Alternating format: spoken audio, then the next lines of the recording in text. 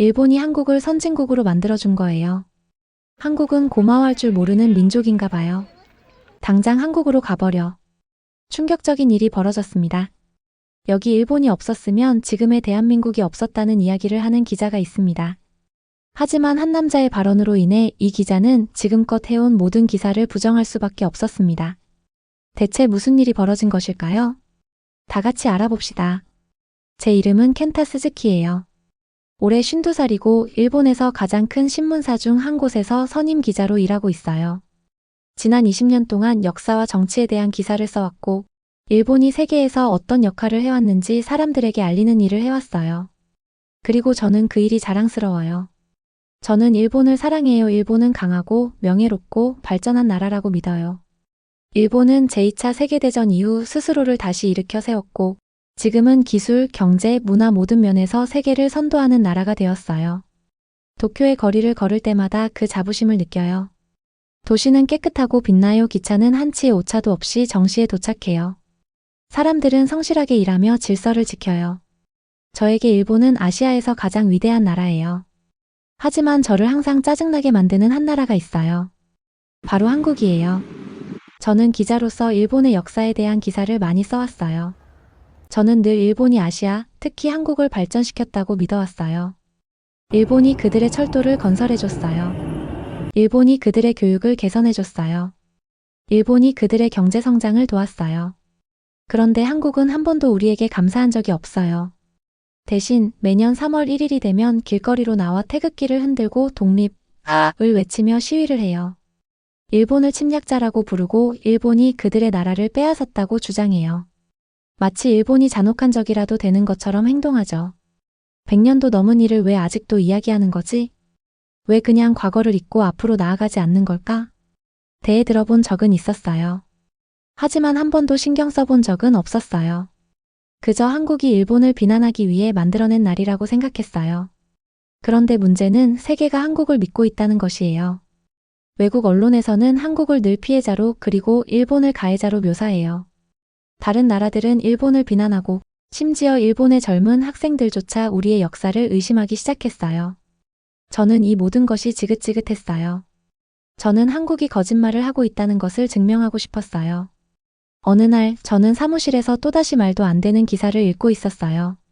내용은 또 한국의 3.1절에 대한 이야기였어요. 일본군이 잔인하게 진압한 평화로운 독립운동. 수천 명의 한국인이 일본의 식민 지배 아래 체포되고 학살당했다. 저는 코웃음을 쳤어요. 말도 안 돼. 바로 노트북을 열고 다음 기사를 쓰기 시작했어요. 한국 3.1절의 진실. 저는 한국이 역사를 과장하고 있다는 걸 증명하려 했어요. 저는 일본이 한국을 도왔다는 걸 보여주려 했어요. 저는 3.1절이 그저 반일 감정을 퍼뜨리기 위한 정치적 도구라는 걸 알리고 싶었어요. 그런데 그때 문득 한 가지 생각이 떠올랐어요. 내가 직접 한국에 가보면 어떨까? 저는 한 번도 한국에 가본 적이 없어요. 당연히 3.1절 행사에 참석해 본 적도 없어요. 그렇다면 직접 가서 제 눈으로 확인하면 더 확실한 증거를 잡을 수 있지 않을까 싶었어요. 제가 서울을 거닐며 일본을 증오하는 한국인들을 촬영하는 장면을 상상했어요. 제가 한국 학생들을 인터뷰하면서 그들이 얼마나 왜곡된 역사 교육을 받고 있는지 밝혀내는 장면도 떠올랐어요. 그리고 저는 세계가 마침내 일본이 옳았다는 걸 깨닫게 만들 강력한 기사를 쓰리라고 다짐했어요. 그날 밤 저는 한국행 비행기 티켓을 예약했어요. 다음 날 아버지께 한국에 간다고 말씀드렸어요. 아버지는 미간을 찌푸리며 물으셨어요. 켄타, 너 왜 한국에 가려는 거냐? 그들이 퍼뜨리는 거짓말을 밝히려고요. 저는 자신 있게 대답했어요. 아버지는 깊은 한숨을 내쉬었어요. 한국인들은 절대 우리 말을 들으려 하지 않을 거다. 그들은 영원히 일본을 미워할 거야. 그래서 제가 가야 해요. 저는 단호하게 말했어요. 세계에 일본이 옳다는 걸 보여줘야 해요. 아버지는 고개를 저으며 말씀하셨어요. 조심해라. 한국은 일본과 다르다. 감정적으로 행동하는 사람들이 많다. 우리처럼 논리적으로 생각하지 않아. 저는 눈을 굴렸어요. 걱정 마세요, 아버지. 하지만 아버지는 여전히 근심 어린 표정을 짓고 계셨어요. 기억해라, 켄타. 일본은 세계에서 가장 위대한 나라다. 그들이 너를 속이게 두지 마라. 저는 고개를 끄덕였어요. 당연하죠, 아버지. 저는 진실이 뭔지 알고 있어요. 적어도 그렇게 믿고 있었어요. 이틀 후 저는 비행기에 앉아 창밖을 바라봤어요. 비행기가 이륙하자 가슴이 설렜어요. 저는 확신했어요. 이번 여행을 통해 결정적인 증거를 손에 넣고 돌아올 거라고요. 한국이 일본을 미워하는 이유가 거짓말이라는 걸 증명할 수 있을 거라고요. 그들이 날 속일 순 없어. 저는 확신했어요. 하지만 저는 얼마나 틀렸는지 전혀 알지 못했어요. 비행기는 인천국제공항에 부드럽게 착륙했어요. 저는 가방을 챙기며 가만히 숨을 내쉬었어요. 드디어 왔군. 솔직히 공항이 작고 별 볼 일 없을 거라고 생각했어요. 조금 낡고 어쩌면 복잡하고 어수선할 수도 있겠다고 예상했어요. 그런데 안으로 들어서자 제 눈이 커졌어요. 천장은 커다란 유리로 되어 있어 햇빛이 환하게 비치고 있었어요. 바닥은 반짝반짝 빛났고 곳곳에 설치된 대형 디지털 스크린에서는 한국어, 영어, 중국어, 일본어 4가지 언어로 항공편 정보가 표시되고 있었어요. 짐을 찾고 난 뒤 저는 공항철도 직행을 타고 서울로 향했어요. 열차는 깨끗하고 조용하며 속도도 빨랐어요. 창밖을 바라보니 높은 빌딩, 넓은 고속도로, 거대한 쇼핑몰이 눈에 들어왔어요. 도시는 활기차고 빛이 넘쳤어요. 그리고 생각보다 훨씬 현대적이었어요. 한국은 일본보다 한참 뒤처진 나라라고 생각했는데, 근데 이곳은 꽤 발전했잖아? 저는 팔짱을 꼈어요. 그래봤자 서울뿐이겠지 다른 도시들은 형편없을 거야. 저는 애써 감탄하지 않으려 했어요. 서울역에 도착하니 30대 중반쯤 되어 보이는 남자가 서 있었어요. 그는 제 이름이 적힌 팻말을 들고 있었어요. 스즈키 켄타님을 환영합니다. 저는 그에게 다가갔어요. 당신이 이준혁 씨인가요? 저는 일본어로 물었어요. 그는 부드럽게 웃으며 고개를 끄덕였어요. 네, 한국에 오신 걸 환영합니다, 스즈키님. 그의 일본어는 완벽했어요. 저는 발음이 어눌할 줄 알았는데 그는 전혀 억양 없이 또박또박 말했어요. 이상하네, 한국인들이 일본을 그렇게 싫어한다면서 왜 이렇게 일본어를 잘하지? 우리는 택시에 타고 호텔로 향했어요. 그런데 스즈키님, 준혁 씨가 말을 걸었어요. 이번 여행 목적이 무엇인가요? 저는 느긋하게 기대앉으며 대답했어요. 3.1절 행사에 대해 취재하러 왔어요. 한국 사람들이 이날을 어떻게 기념하는지 보고 싶어요. 준혁 씨는 고개를 끄덕였어요. 좋은 일이네요. 3.1절은 우리 역사에서 아주 중요한 날입니다. 저는 코웃음을 쳤어요. 역사요? 아니면 선동이요? 준혁 씨의 표정은 변하지 않았어요. 무슨 뜻이신가요? 저는 팔짱을 꼈어요. 제가 알기로는 한국이 3.1절을 이용해 반일 감정을 퍼뜨린다고 하던데요. 일본이 한국을 도왔던 사실은 가르치지 않고 오직 일본을 악당처럼 만들려고 하는 거 아닙니까? 준혁 씨는 잠시 조용히 있더니 이렇게 물었어요. 스즈키님, 한국인과 3.1절에 대해 직접 대화해 본 적 있나요? 저는 살짝 찡그렸어요. 아니요, 하지만 저는 역사 공부를 오래 했습니다. 그는 약간 미소를 지으며 말했어요. 그렇다면 이번 여행이 스즈키님께 새로운 배움의 기회가 되길 바랍니다. 그의 자신감이 저를 거슬리게 했어요. 대체 왜 저렇게 확신하는 거지? 내가 틀렸다고 생각하는 건가? 호텔에 가기 전에 준혁 씨는 꼭 가봐야 할 곳이 있다며 저를 데려갔어요. 도착한 곳은 서대문형무소 역사관이었어요. 준혁 씨가 설명했어요. 당시 한국의 독립운동가들을 수감하고 고문했던 곳입니다. 저는 한쪽 눈썹을 올렸어요. 독립운동가요? 아니면 반란군이요? 준혁 씨는 아무런 반응 없이 말했어요. 직접 보고 판단해 보세요. 저는 무심코 안으로 들어갔어요. 그리고 온몸이 싸늘해졌어요. 벽에는 흑백 사진들이 가득 걸려 있었어요. 젊은 남자, 노인, 심지어 10대 소녀들까지. 저는 죄수복을 입은 17살 소녀의 사진 앞에서 멈춰 섰어요. 얼굴은 멍투성이었지만 그의 눈빛은 강하고 결연했어요. 이 아이는 누구죠? 제가 물었어요. 유관순입니다. 준혁 씨가 대답했어요. 3.1 운동을 이끌었던 독립운동가였어요. 저는 미간을 찌푸렸어요.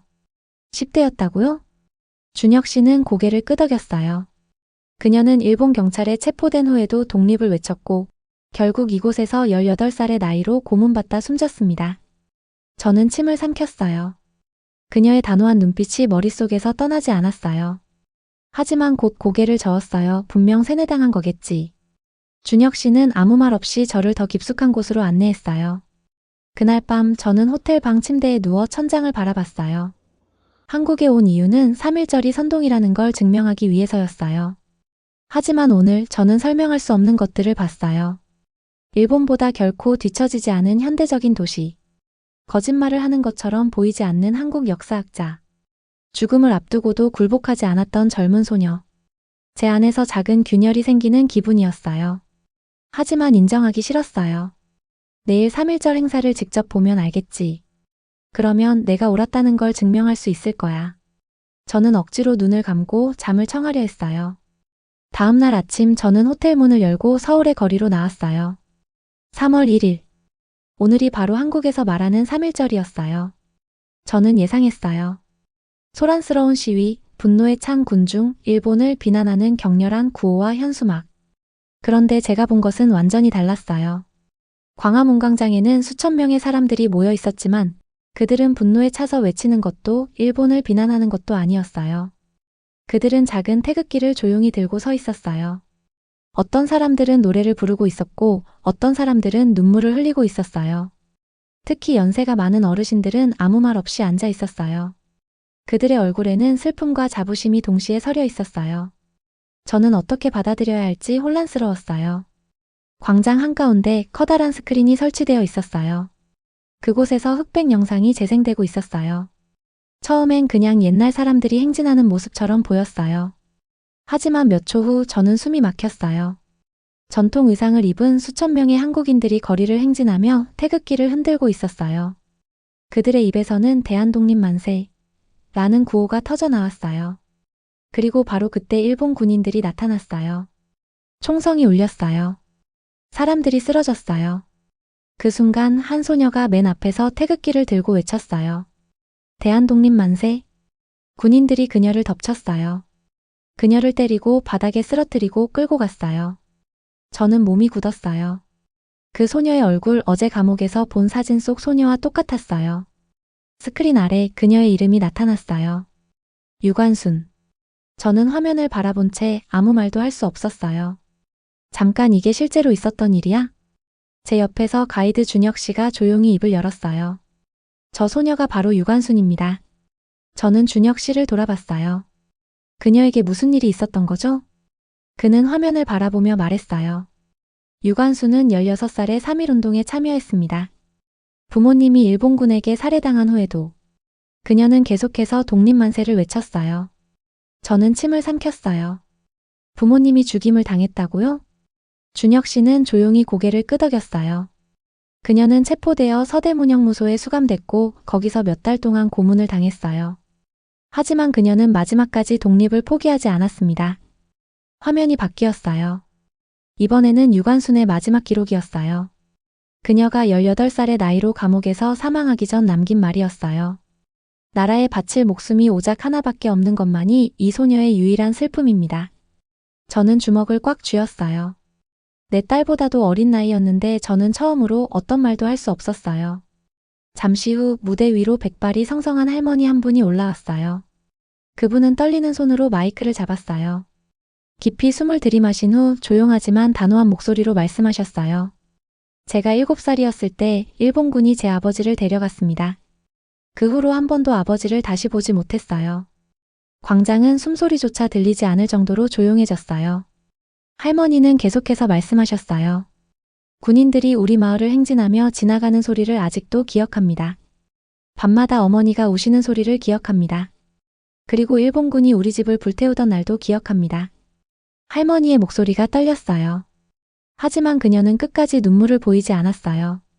저는 그 자리에 얼어붙은 듯 서 있었어요. 이건 내가 배운 역사와 너무 다른데. 저는 평생 일본이 한국을 발전시켜줬다고 믿어왔어요. 우리가 질서를 가져다 줬다고 생각했어요. 한국인들이 역사를 과장한다고 생각했어요. 하지만 지금 이 순간 제 눈앞에 있는 사람들은 거짓말을 하는 것이 아니었어요. 그들은 직접 겪은 이야기를 하고 있었어요.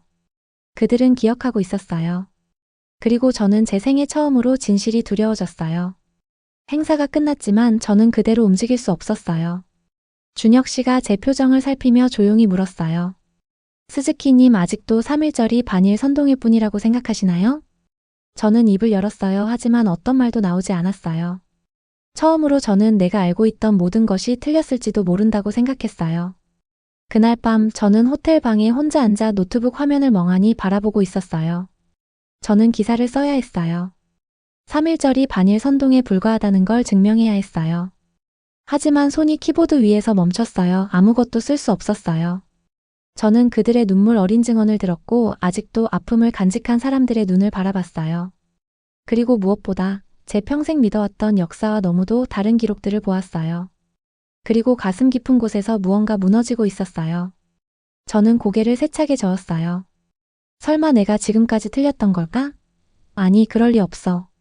그렇지만 저는 누군가와 이야기해야만 했어요. 제가 믿을 수 있는 사람과요.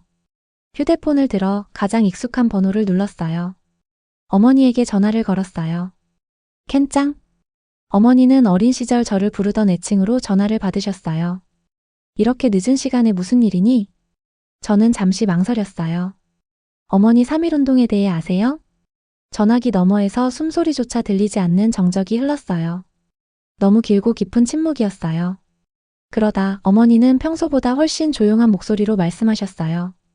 그걸 왜 물어보니? 그 순간 저는 가슴이 꽉 조여오는 기분이 들었어요. 오늘 저는 조심스럽게 말했어요. 한국에서 3.1절 행사를 봤어요. 그런데 제가 배운 것과는 너무 달랐어요. 제가 몰랐던 이야기들이 있었어요. 그리고 아직도 일본이 저지른 일로 고통받는 사람들이 있었어요. 잠시 또 긴 정적이 흘렀어요. 그러다 어머니는 조용히 한숨을 내쉬셨어요. 그리고 켄짱, 이제는 너에게 말해야 할 때가 된 것 같구나. 어머니는 차분하지만 무겁게 말씀하셨어요. 이야기가 좀 길어질 거야. 저는 가만히 숨을 들이마시고 한 손으로 이마를 짚었어요. 그리고 어머니의 말을 기다렸어요.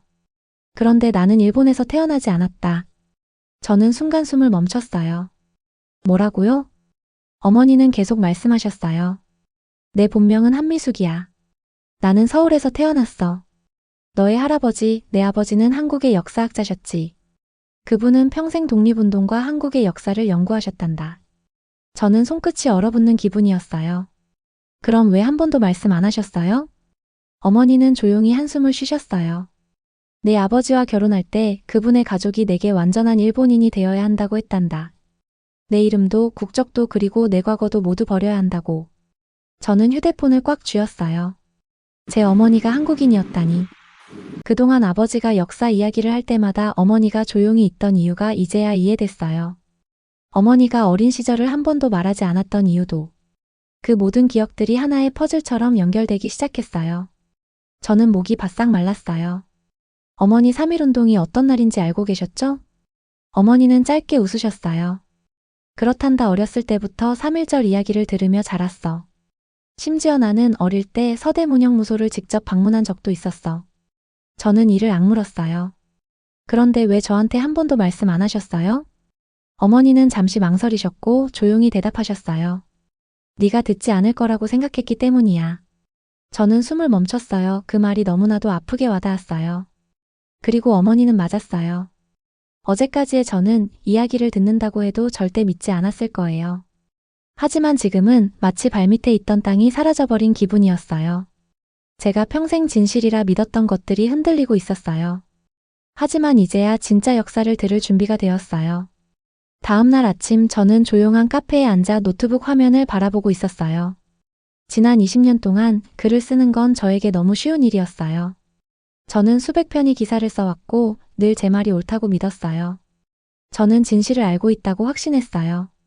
하지만 지금은 손가락이 전혀 움직이지 않았어요. 저는 평생을 일본의 입장을 옹호하는 기사를 써왔어요. 저는 한국의 역사를 과장된 피해 의식이라고 치부했어요. 저는 3.1운동이 그저 반일 감정을 퍼뜨리기 위한 정치적 수단이라고 주장했어요. 하지만 이제 더 이상 그런 기사를 쓸 수 없었어요. 왜냐하면 이제 저는 진실을 알았기 때문이에요. 저는 깊이 숨을 들이마시고 타이핑을 시작했어요. 오랫동안 나는 일본이 한국을 발전시켰다고 믿었다. 나는 3.1운동이 단순한 반일 감정에서 비롯된 것이라고 생각했다. 하지만 내가 직접 눈으로 확인한 후 나는 잘못되었음을 깨달았다. 일본은 한국을 도운 것이 아니다. 우리는 한국을 강제 점령했고 그들의 목소리를 억눌렀으며 그들의 역사를 지웠다. 그리고 가장 큰 문제는 우리가 아직도 그 사실을 인정하지 않는다는 것이다. 저는 멈추지 않고 계속 써내려갔어요. 평화로운 시위와 그에 대한 잔인한 탄압, 가족을 잃은 생존자들의 이야기, 그리고 처음으로 제 어머니의 이야기를 포함했어요. 그녀가 어떻게 한국인이라는 이유로 자신의 정체성을 지워야만 했는지, 어떻게 일본 사회에서 살아남기 위해 모든 것을 포기해야 했는지. 마지막 문장을 마쳤을 때 저는 천천히 기사를 읽어내려갔어요. 이건 단순한 기사가 아니었어요. 이건 고백이었어요. 제가 얼마나 무지했는지, 얼마나 오만했는지, 그리고 이제야 눈을 뜨게 되었음을 인정하는 글이었어요. 그리고 저는 알았어요. 이 기사가 세상에 나가는 순간 모든 것이 바뀔 거라는 걸요. 이틀 후 제 기사가 세상에 공개되었어요. 그리고 전 세계가 뒤집어졌어요. 신문사에는 분노에 찬 이메일과 전화가 쏟아졌어요.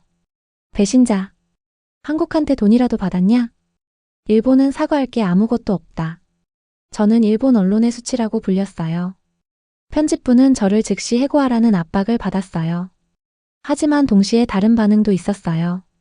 젊은 기자들, 역사학자들, 그리고 학생들까지 저에게 지지를 보내기 시작했어요. 진실을 말해줘서 감사합니다. 우리가 배운 역사에 뭔가 잘못됐다고 늘 느꼈어요. 더 알고 싶어요. 처음으로 일본인들이 자신이 배운 역사를 의심하기 시작했어요. 곧 제 기사는 해외 언론에도 보도되었어요. CNN, BBC, 뉴욕타임스, 르몽드. 일본 기자 한국의 숨겨진 역사를 폭로하다.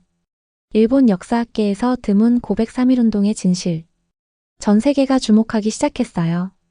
한국에서는 신문사들이 제 기사를 번역해서 보도했고, 대학 교수들은 강의에서 이를 토론하기 시작했어요. 역사 연구자들과 시민단체들은 SNS에서 이를 공유했어요. 그리고 가장 충격적인 것은 일본의 일부 정치인과 역사학자들이 드디어 입을 열기 시작했다는 거예요. 이제는 진실을 외면할 수 없다. 일본은 과거를 인정해야 한다. 3.1운동은 자유를 위한 투쟁이었으며 우리는 이를 존중해야 한다. 며칠 후 제 전화가 울렸어요.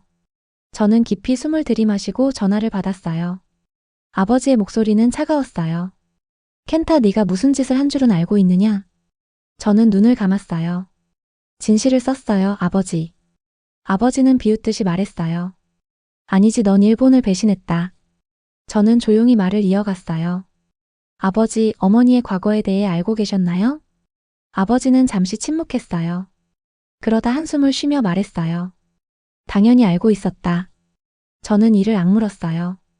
그런데도 그녀에게 정체성을 숨기라고 강요하신 건가요? 아버지는 피곤한 목소리로 대답했어요. 그땐 다 그런 거였다. 그녀도 일본인이 되기로 선택한 거야. 저는 단호하게 말했어요. 아니요, 어머니에겐 선택지가 없었어요. 이번엔 아버지가 아무 말도 하지 않았어요. 처음으로 그에게 반박할 말이 없었어요. 그날 밤 어머니에게서 전화가 왔어요. 켄짱, 네가 자랑스럽구나. 그녀의 목소리는 떨리고 있었지만 동시에 따뜻했어요. 저는 며칠 만에 처음으로 미소를 지었어요. 어머니, 한국에 다시 가고 싶으세요? 어머니는 잠시 말이 없었어요. 그러다 잔잔한 웃음을 지으며 대답했어요. 사실 나는 네가 그 말을 해주길 기다렸단다. 그 순간 저는 깨달았어요. 제 여정은 끝난 것이 아니었어요. 이제야 진짜 시작이었어요. 제 기사가 세상에 공개된 지 일주일 후 저는 다시 인천국제공항에 서 있었어요. 하지만 이번에는 혼자가 아니었어요.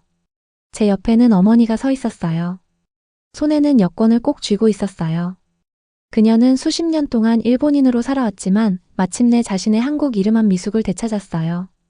어머니는 깊이 숨을 들이마시며 저를 바라보셨어요. 내가 다시 여기 돌아오게 될 줄은 몰랐다. 저는 조용히 미소 지었어요. 함께 와서 정말 다행이에요, 어머니. 공항 밖으로 나오자 익숙한 얼굴이 우리를 기다리고 있었어요. 가이드 준혁 씨였어요. 그는 따뜻한 미소를 지으며 인사했어요. 다시 오신 걸 환영합니다, 스즈키님. 아니, 이제는 한 선생님이라고 불러야 하나요? 저는 부드럽게 웃었어요. 켄타라고 불러도 괜찮아요. 어머니는 제 손을 살며시 잡았어요. 이제 집으로 가자. 그리고 그 순간 저는 깨달았어요. 그녀가 말하는 집은 더 이상 일본이 아니었어요. 일본으로 돌아간 후 제 삶은 완전히 달라졌어요. 저는 기자를 그만두어야 했어요. 이전 동료들은 저를 외면했고 일본의 극우 단체들은 저를 국가의 배신자라고 불렀어요. 일본을 욕보인 쓰레기.